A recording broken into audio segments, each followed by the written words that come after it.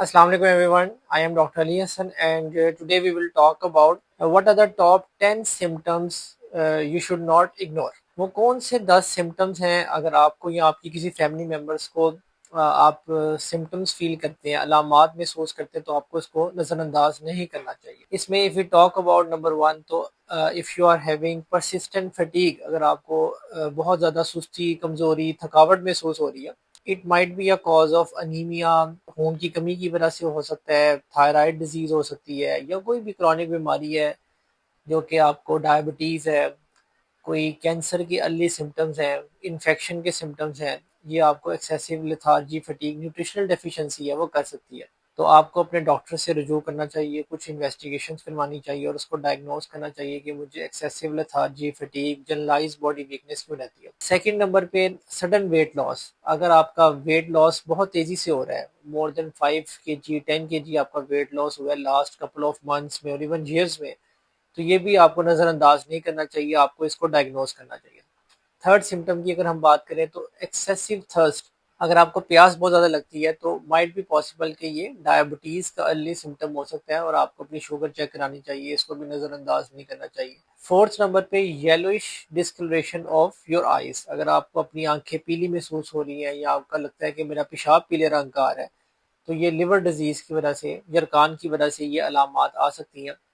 इसके लिए भी आपको अपने इन्वेस्टिगेशंस में लिवर फंक्शन टेस्ट करवानी चाहिए, उसको डायग्नोज करना चाहिए। फिफ्थ नंबर पे अगर हम बात करें अनएक्सप्लेन्ड ब्रूजिंग, ये कुछ पॉइंट्स मैंने 10 पॉइंट्स आपके लिए नोट किए थे। अगर आपके जिस्म पे सुर्ख निशान बन रहे हैं या ब्रूजिंग का मतलब है कि नील के निशान बन रहे हैं, तो ये ब्लीडिंग डिसऑर्डर यानी कि खून पतला होने की निशानी है, प्लेटलेट की कमी की वजह से हो सकता है। कुछ ब्लीडिंग डिसऑर्डर हिमोलिसिस बॉडी में चलती है, उसकी वजह से हो सकता है। आपको अपने डॉक्टर से, हीमाटोलॉजिस्ट से मिलने की ज़रूरत है, वो आपकी कुछ टेस्ट कराएगा डायग्नोज करने के लिए कि आपका खून क्यों पतला हो रहा है और ब्रोजिंग क्यों हो रही है आपको। 6 नंबर पे शॉर्टनेस ऑफ ब्रेथ, अगर आपको सांस फूलता है, बैठे हुए सांस फूलता है या आप चलते हैं तो आपका सांस फूलता है, स्टेयर्स चलने से, एक थोड़ी सी एक्सर्शन करने से आपको शॉर्टनेस ऑफ ब्रेथ होती है, तो भी ये लिवर लंग डिजीज या हार्ट डिजीज की वजह से शॉर्टनेस ऑफ ब्रेथ हो सकती है। तो आपको अपने लंग को देखने के लिए एक्सरे, फर्दर टेस्टिंग की ज़रूरत है, या हार्ट को देखने के लिए टेस्टिंग की ज़रूरत है। उसके लिए आप अपने पल्मोनोलॉजिस्ट या इवन कार्डियोलॉजिस्ट से मिल सकते हैं,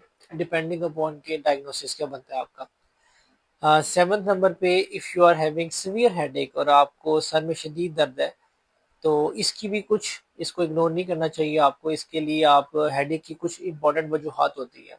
इट्स नॉट लाइक कि सारी हेडेक स्ट्रेस से, एंजाइटी से या माइग्रेन से रिलेटेड है।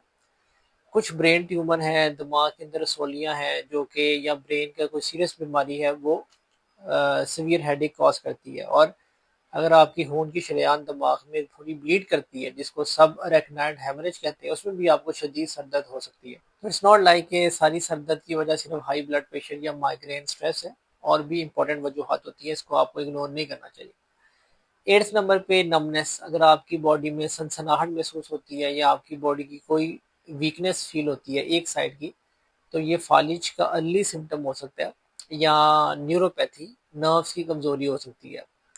डिपेंड करता है कि अगेन आपकी किस जगह की वीकनेस है और किस जगह की नमनेस है, सनसनाहट महसूस करते हैं आप। नाइन्थ नंबर पे चेंजेस इन बाउल हैबिट्स, अगर आपको बाउल हैबिट्स, आपकी खाने की रूटीन सेट नहीं है, कभी कब्ज होती है, कभी लूज मोशन होते हैं, तो अक्सर ये आईबीएस को शो करता है, इरिटेबल बाउल सिंड्रोम को शो करता है। लेकिन नॉट लाइकली कि हमेशा ये इरिटेबल बाउल सिंड्रोम ही है जो कि ऑल्टरनेटिव बाउल हैबिट्स करती है। कोलोन कैंसर, बड़ी आंत का कैंसर, इन्फ्लामेटरी बाउल डिजीज, बड़ी आंत की इन्फ्लामेशन, ये भी वजह होती है जो कि आपकी बाउल हैबिट्स चेंजेस में अपना रोल प्ले करती है। तो इसको भी आप नज़रअंदाज नहीं कर सकते अगर आपको ये सिम्टम्स काफ़ी अरसे से परसिस्ट कर रहे हैं। और टेंथ लास्ट नंबर पे परसिस्टेंट कफ, अगर आपको खांसी आ रही है, यू कैन से कि अगर आपको 5-7 डे से खांसी आ रही है, तो ये वायरल इन्फेक्शन से भी हो सकता है, बैक्टीरियल नमूनिया से भी हो सकता है। आप एंटीबायोटिक लेंगे, आप ठीक हो जाएंगे। लेकिन if you are having persistent cough for more than 3 weeks, तो इसको आपको इग्नोर नहीं करना चाहिए। ये अंडरलाइन कोई टीबी की वजह से, कोई सीवियर लंग डिजीज, कोई फंगल इन्फेक्शन की वजह से भी हो सकती है, या इवन लंग कैंसर का स्टार्ट भी परसिस्टेंट कफ से हो सकता है और बाद में जाके उसमें वेट लॉस भी आता है। तो इसके लिए आपको सीटी स्कैन चेस्ट का या एक्सरे करवाना पड़ता है।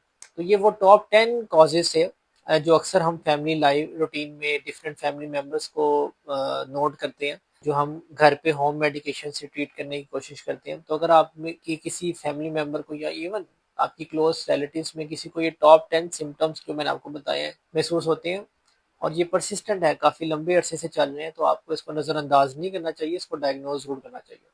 Thank you so much.